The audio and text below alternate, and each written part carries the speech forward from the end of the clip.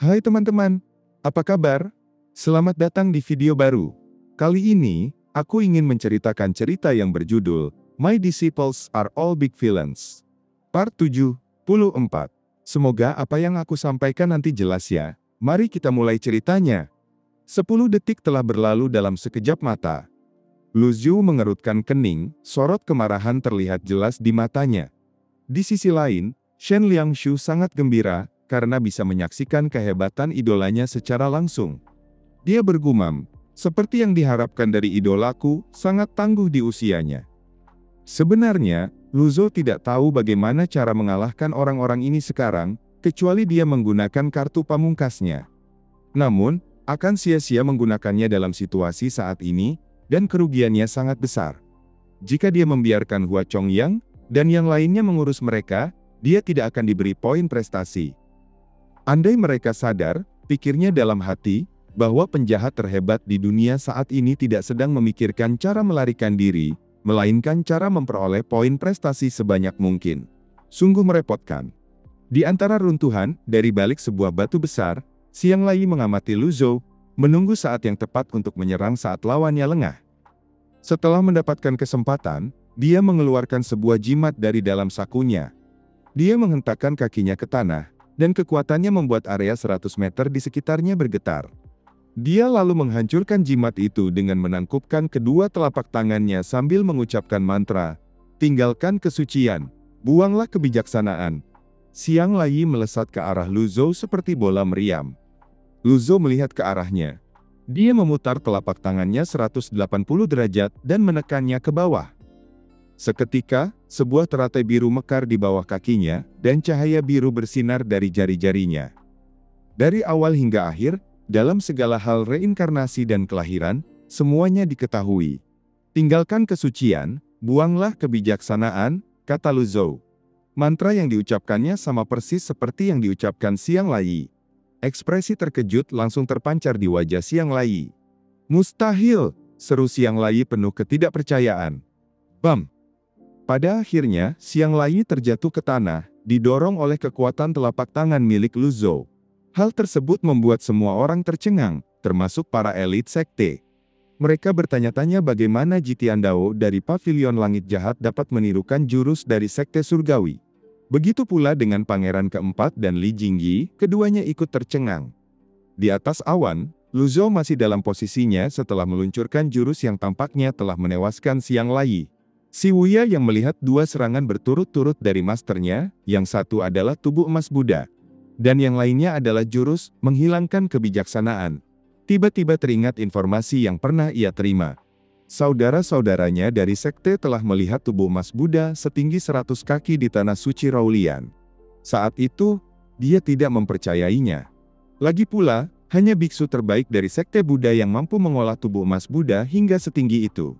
Sekarang, setelah melihatnya dengan mata kepalanya sendiri, dia tahu semua itu benar. Si Wuya melayang di udara sambil menatap masternya dengan tatapan rumit.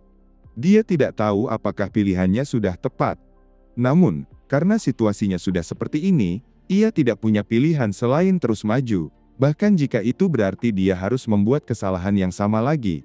Setelah kejadian itu, suasana menjadi sunyi. Shen Liangshu duduk lemas di tanah sambil menatap Lu Zhou di udara dengan pandangan penuh kekaguman. Dia tidak dapat menahan diri untuk bertepuk tangan. Suara tepuk tangan itu terasa sepi dan canggung di tengah keheningan. Para pengikut sekte lain menarik napas dalam-dalam. Li Jingyi mundur selangkah lagi. Yang lain memandangi kawah berbentuk 5 jari di tanah, hati mereka tak bisa tenang. Xiang Lai adalah seorang master dari sekte surgawi yang telah lama dikenal di dunia kultivasi. Dia telah menguasai esensi mantra dan teknik jimat sektenya. Gerakan tinggalkan kesucian buang kebijaksanaan ini merupakan kartu truf yang membuatnya terkenal. Shen Liangshu menjelaskan detail ini dengan takjub. Bahkan dalam kematiannya, Xiang Lai tidak pernah menyangka akan dikalahkan oleh kartu asnya sendiri. Dia benar-benar hancur. Hanya kawah berbentuk 5 jari yang terlihat di tanah, sosok Xiang Lai tidak terlihat dimanapun. Lu Zhou merasakan tidak ada tanda-tanda kehidupan sama sekali di kawah itu.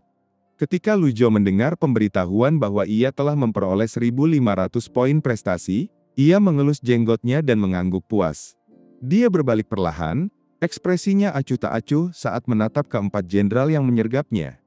Aura darah mereka melonjak, mata mereka dipenuhi keterkejutan dan ketakutan. Setelah terpental oleh serangan tubuh emas Buddha, mereka semua terluka ringan.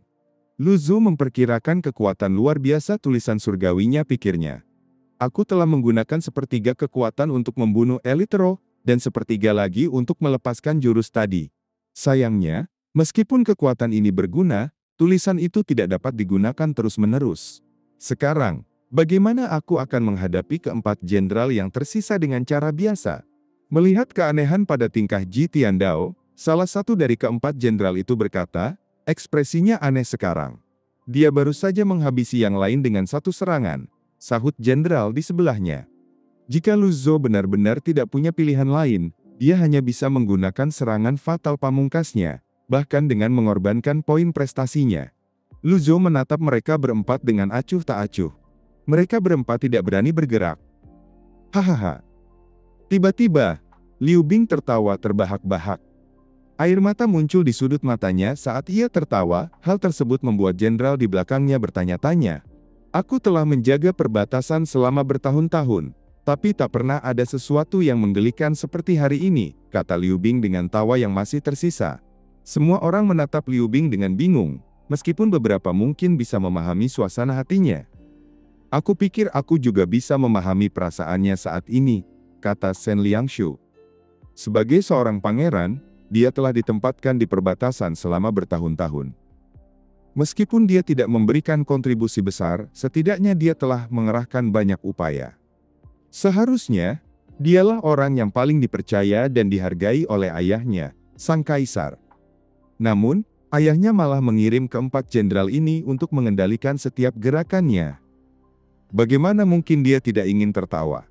Yang mulia, kedua bawahannya berdiri di depannya. Keempat jenderal lainnya melirik Liu Bing. Kami tidak punya pilihan, kata salah satu dari mereka. Ini adalah perintah dari Yang Mulia, Kaisar. Kami sedang menjalankan misi. Sekalipun kami mati, kami harus mencoba, kata jenderal yang lain. Memang, mereka yang berpengalaman di medan perang berbeda dengan para kultivator biasa. Begitu tekad mereka sudah bulat, mereka tak akan mudah berubah pikiran. Bahkan Xiang Lai pun tak mampu menahan satu serangan pun dariku.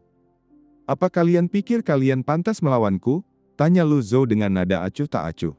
Ekspresi mereka menjadi gelap saat mendengar perkataan Lu Zhou. Pada saat ini, Si Wuya merentangkan tangannya. Jubah di punggungnya terlepas, dan dua bagian busur bergabung kembali menjadi satu di telapak tangannya. Dia melangkah maju dan melayang di udara, menghampiri mereka. Kau mau mati? Aku bisa mengabulkan keinginanmu, tanya Si Wuya kepada mereka. Mereka berempat menatap Si Wuya. Saat ini, harapan mereka sangat tipis. Si Wuya jauh lebih kuat dari yang mereka bayangkan. Dia hanya seorang kultivator biasa, jadi bagaimana dia bisa mengalahkan Xiang Lai? Gumam salah satu dari mereka. Keempat jenderal pelindung agung itu sudah terluka parah. Mustahil bagi mereka untuk terus berjuang kecuali dengan mempertaruhkan nyawa, namun itu tampaknya akan sia-sia. Sayangnya, tidak ada jalan untuk kembali.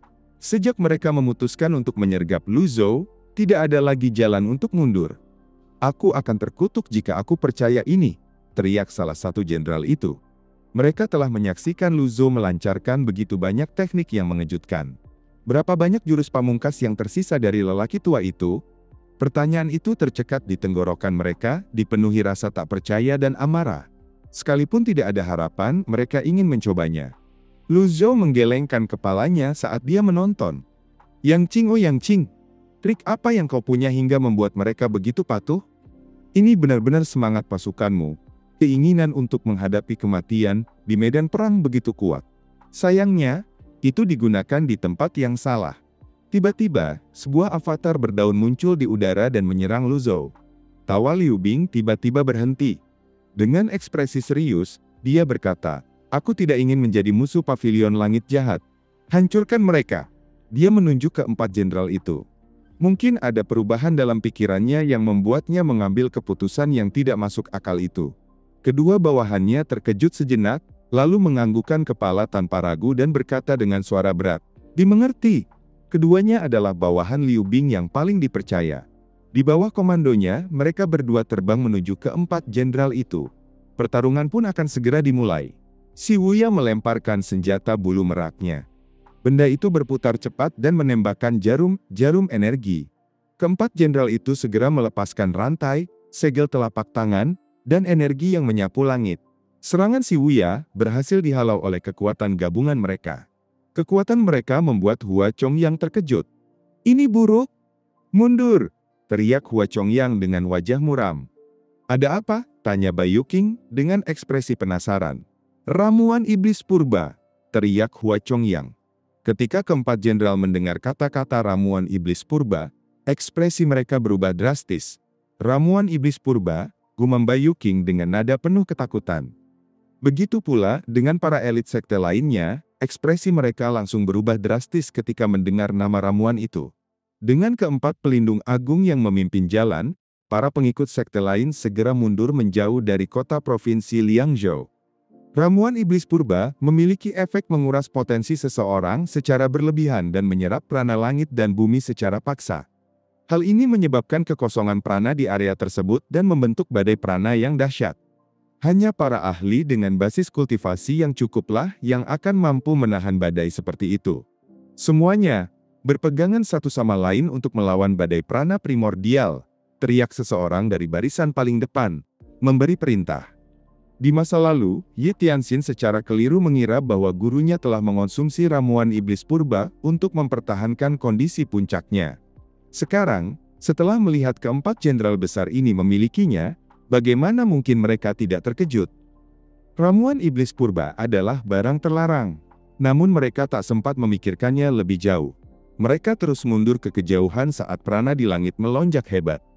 Meskipun keempat pelindung agung terluka parah, tidak menjadi masalah bagi mereka untuk bertahan menghadapi badai.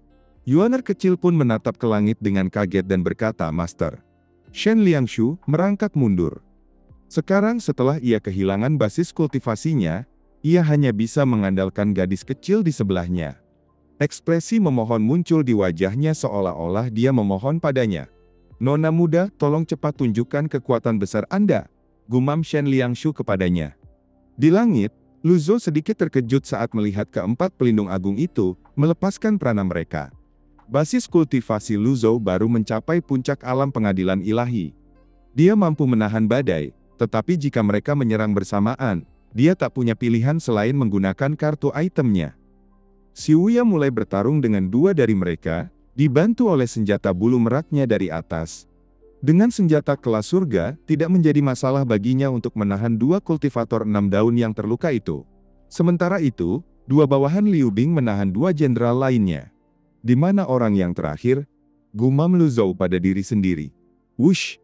Di atas, seorang jenderal yang diselimuti energi emas melesat dengan ekspresi penuh kepercayaan diri. Dia mengepalkan kedua tangannya, melompat ke udara, lalu menukik tajam menyerang Lu Zhou. Lu Zhou mengangkat telapak tangannya. Sebuah perisai energi yang berputar muncul dari telapak tangannya. Dalam sekejap mata, dua kekuatan besar itu akan bertabrakan. Boom! Ledakan dahsyat terjadi saat keduanya bertabrakan. Yang satu adalah prana yang meledak hebat dari ramuan iblis purba, dan yang lainnya adalah perisai yang dihasilkan dari senjata tanpa nama. Tatapan mata sang jenderal menjadi dingin ketika dia berkata, "Kau telah melemah." Dia bisa merasakan bahwa lelaki tua di hadapannya telah menjadi sangat lemah. Sekarang yang perlu dia lakukan, hanyalah memukulnya sampai hancur. "Kau orang tua yang tak punya prana primordial lagi," kata jenderal itu dengan nada mengejek. Dia melepaskan avatarnya. Begitu avatarnya muncul, sekuntum teratai biru muncul di bawah kaki Lu Zhou. Tubuhnya bersinar dengan cahaya biru samar, dengan jentikan pergelangan tangannya, perisai itu berubah menjadi pedang, senjata tanpa nama.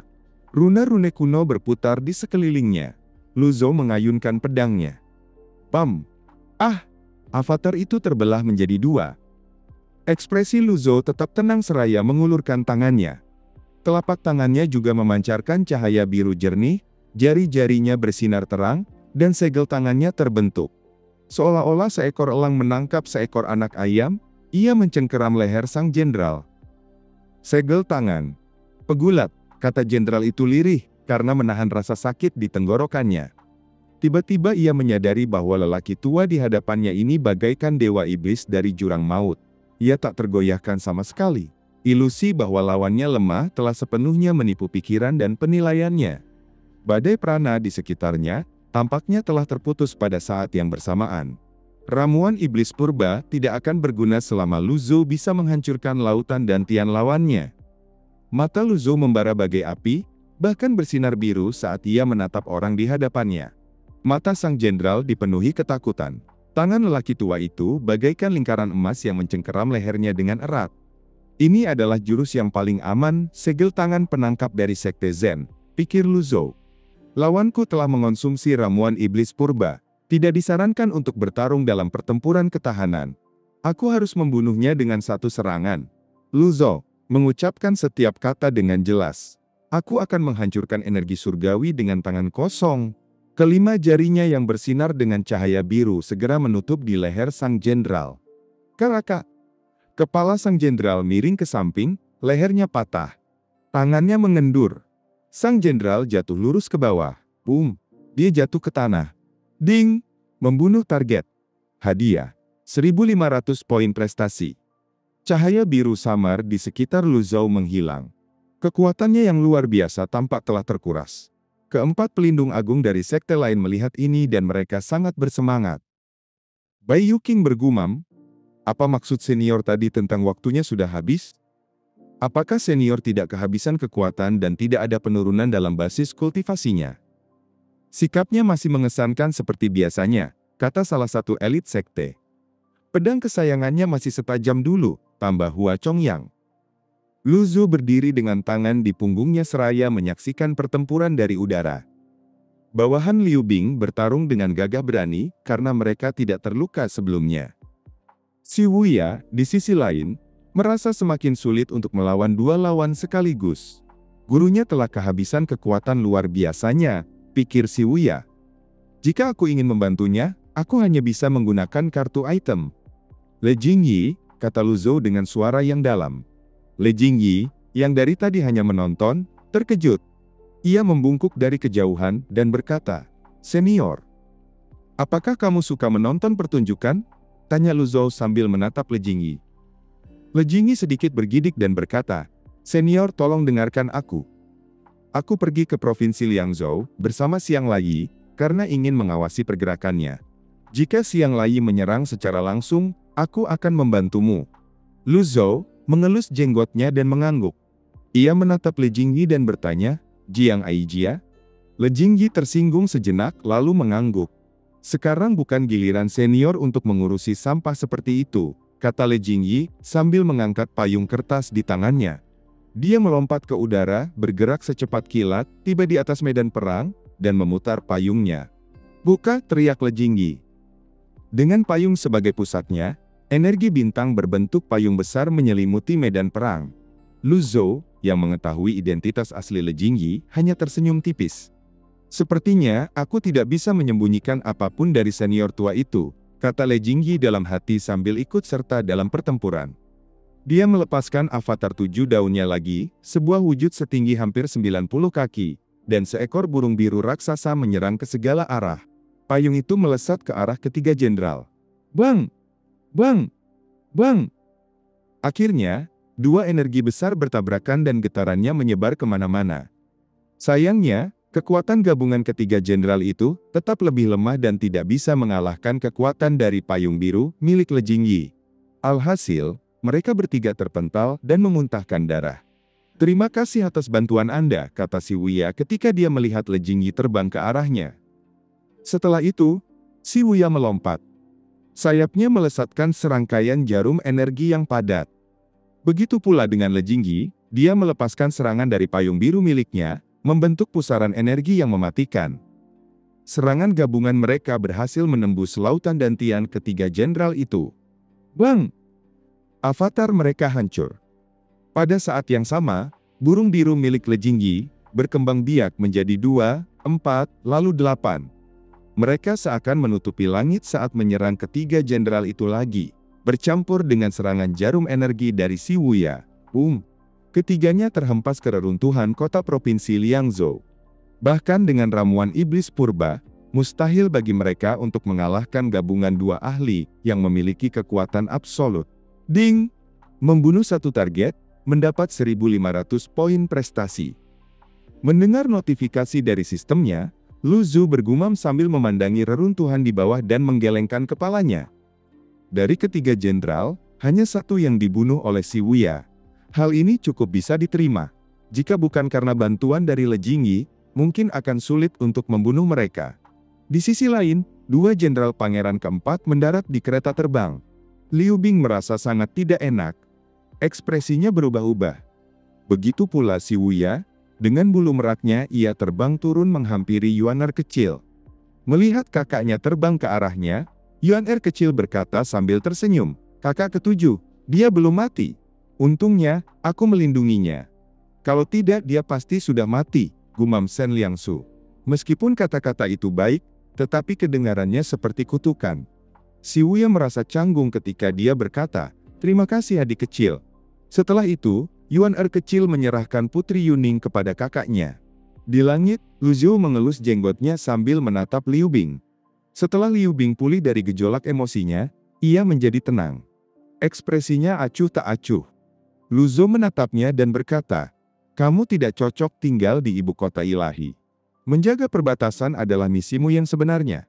Liu Bing sedikit terkejut mendengar hal tersebut. Ketika dia mendongak, dia melihat Lu Zhou sudah turun. Liu Bing memikirkannya sejenak sebelum menggelengkan kepala dan mendesah. Dia telah menghabiskan seluruh hidupnya untuk menjaga perbatasan, bukan demi ketenaran dan kekayaan. Dia baru kembali ke ibu kota ilahi sekali, dan dia hampir kehilangan dirinya sendiri. Dia bahkan berkolusi dengan suku-suku lain. Dengan satu kesalahan, dia akan menjadi pendosa selama 10.000 tahun. Dia tidak tahu kapan dia menjadi orang yang paling dia benci. Seharusnya, lawan-lawannya adalah musuh di perbatasan, bukan para pejabat atau rakyatnya sendiri. Yang mulia, apakah Anda akan kembali ke ibu kota ilahi untuk melapor? Salah satu jenderalnya bertanya ragu-ragu.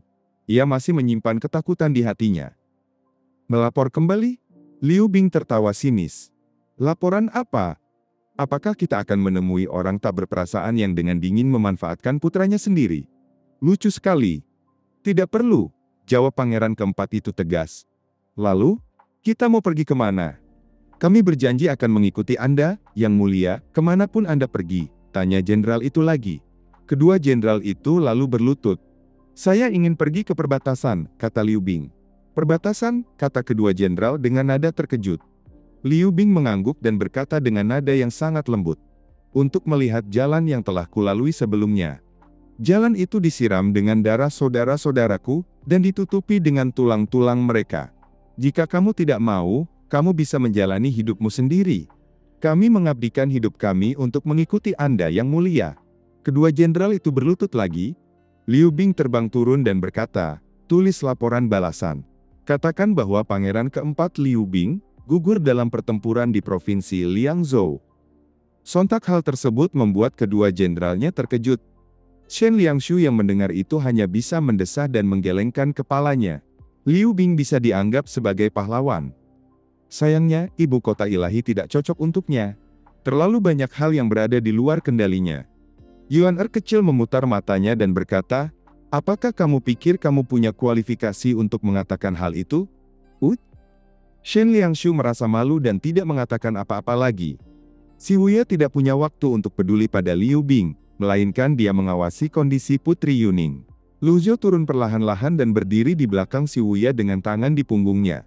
Hal tersebut membuat si Wuya terkejut dan menoleh ke arahnya. Setelah itu, Lu Zhou melambaikan tangannya. Secara otomatis, sayap di punggung si Wuya berubah menjadi senjata bulu merak lagi dan melayang ke arah masternya. Lu Zhou tahu si Wuya sedang memikirkan banyak hal. Senjata itu terlalu kuat di tangannya saat ini. Pada saat ini, para anggota Sekte Nether bergegas datang dari jauh sambil mengepulkan awan debu. 4 pelindung agung, Hua Chongyang, Bai Yuqing, Yang Yan, dan Di Qing, berdiri dalam barisan lurus saat mereka muncul, tampak sedikit acak-acakan. Seperti bulu, Le Jingyi perlahan turun dari kejauhan dan mendarat di dekatnya. Yuan Er kecil melompat dan berkata sambil tersenyum, halo, mengapa gadis kecil ini begitu sopan kepada wanita cantik? Gumam Shen Liangshu, tak berani menatap. Halo. Le Jingyi mengerutkan bibirnya dan tersenyum. Si Wuya melirik Le Jingyi dan berkata, "Aku ingin tahu apa yang akan dipikirkan Wei Zuoyan jika dia masih hidup dan mengetahui bahwa kau adalah mata-mata Jiang Aijian." Le Jingyi sedikit tertegun. Berdasarkan kata-kata si Wuya, jelas dia tahu Wei Zuoyan yang sekarang palsu, dan dia juga tahu tentang hubungannya dengan Jiang Aijian. "Tuan ketujuh, Anda pasti bercanda." Lu Zhou mengelus jenggotnya dan bertanya, "Apakah Wei Zuoyan masih di provinsi Liangzhou?" Sebenarnya, Sekte Nether akan segera menaklukkan 10 kota di provinsi Liangzhou. Pasukan Jenderal Wei telah lama diambil alih. Itulah sebabnya ibu kota ilahi mengirim Xiang Lai untuk menekan mereka, kata Le Jingyi. Selagi dia berbicara, dia melirik ke arah 4 pelindung agung. Lu Zhou melirik yang lain dan berkata, "Hua Chongyang." Jantung Hua Chongyang berdebar kencang. Ia segera membungkuk dan berkata, "Senior, di mana Yu Zhenghai?" tanya Lu Zhou. "Master Sekte memerintahkan kami berempat untuk melindungi Tuan ketujuh." "Kami tidak tahu di mana Master Sekte berada," jawab Hua Chongyang jujur. Mendengar ini, Lu Zhou mengibaskan lengan bajunya dan mengumpat, "Bajingan tak berbakti." Melihat gurunya sedikit kesal, Yuan kecil menghampirinya dan berkata, "Guru, harap tenang.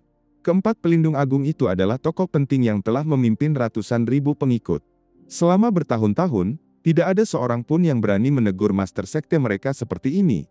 Namun, mereka tidak menunjukkan sedikit pun rasa tidak sabar ketika senior tua itu memarahi mereka, seolah itu adalah hal yang wajar. Apakah kau pikir kau bisa menaklukkan ibu kota ilahi hanya karena kau telah belajar sesuatu dari orang tua ini?" tanya Lu Zhou. Keempat pelindung agung tampak bingung dan tidak berani menjawab. "Kalian melebih-lebihkan diri sendiri." Sekali lagi, mereka tidak berani berkata apa-apa. Lu Zhou melambaikan tangannya ke arah Yuan kecil dan berkata, "Ayo kembali ke pavilion langit jahat." "Ayo," kata Yuan kecil.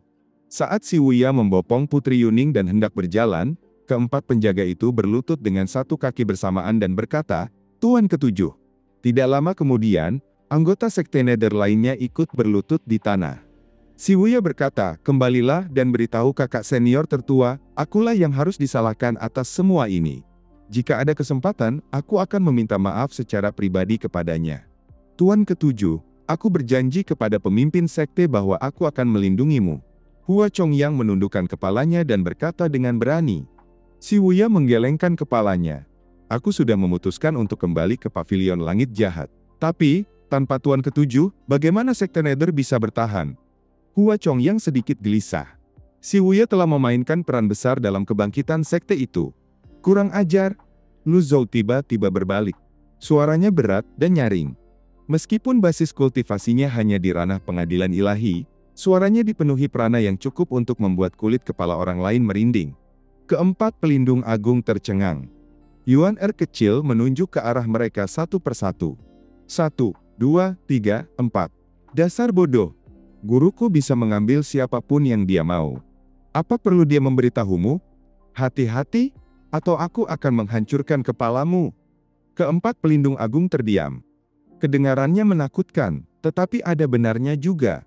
Shen Liangshu, yang telah lama mengetahui bahwa gadis kecil ini adalah Nona ke-9 dari Pavilion Langit Jahat, menimpali, "Nona ke-9 ada benarnya.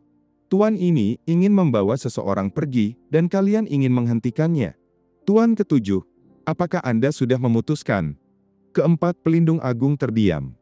Lu Zhou melirik mereka dan berkata dengan acuh tak acuh, "Jika kalian tidak ingin hidup, aku akan mengabulkan keinginan kalian." Oke teman-teman, terima kasih banyak sudah menonton video kali ini. Kalau kalian suka, jangan lupa klik tombol like dan subscribe ya, agar tidak ketinggalan video-video berikutnya. Jika cukup banyak yang menyukai, like, Mimin akan melanjutkan dari cerita ini. Sampai jumpa di video selanjutnya. Apakah ada lagi yang bisa saya bantu?